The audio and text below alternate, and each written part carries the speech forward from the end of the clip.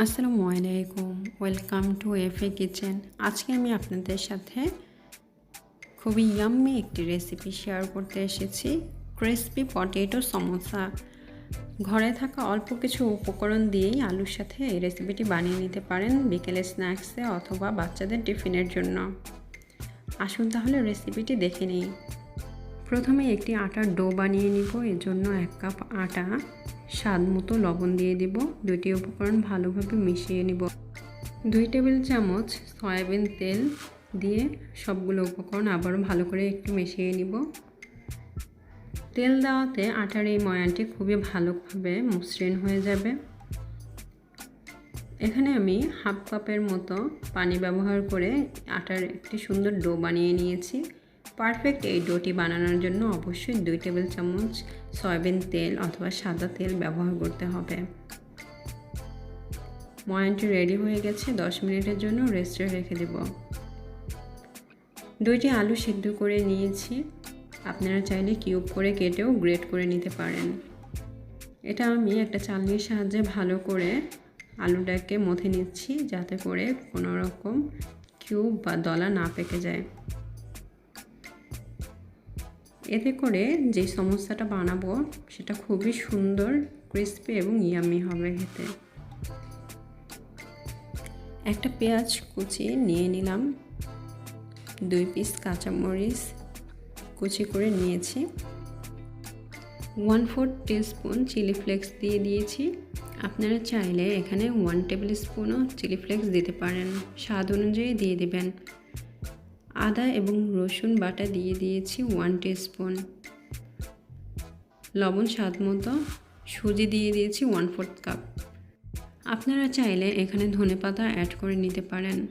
যারা ঝাল খেতে পছন্দ করেন তাদের জন্য অবশ্যই 1 টেবিল স্পুন চিলি ফ্লেক্স ব্যবহার করবেন। যেহেতু এটা বাচ্চাদের জন্য বানাবো, তার জন্য ঝালের পরিমাণটা আমি কম দিয়ে দিয়েছি। উপকরণগুলো একসাথে মাখিয়ে নিয়ে আমি একটি চামচের সাহায্যে সবগুলো ডোকেই এক সাইজ করার জন্য কেটে নিচ্ছি, যাতে করে সমোসার পুরটি আকর্ষণীয় দেখায়। আটার সেই ময়ান থেকে আমি লিচি কেটে নিয়েছি। একটা রুটি বানিয়ে নিব।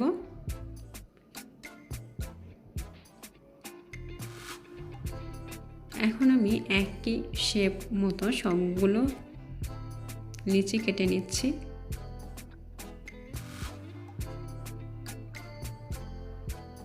দেখতেই পাচ্ছেন সবগুলো একই রকম হয়েছে। কুকারের সাহায্যে আপনারা এটা কেটে নিতে পারেন। আমি সেই আলুর পুরটাকে এখন দিয়ে দিব। দেখতেই পাচ্ছেন কিভাবে আমি ডিজাইন করেছি।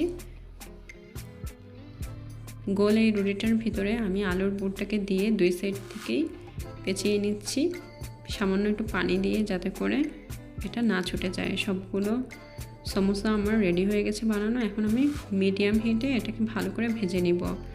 ব্রাউন কালার না হওয়া পর্যন্ত উল্টে পাল্টে মিডিয়াম টু লো হিটে এটাকে ভালো করে ভেজে নিতে হবে।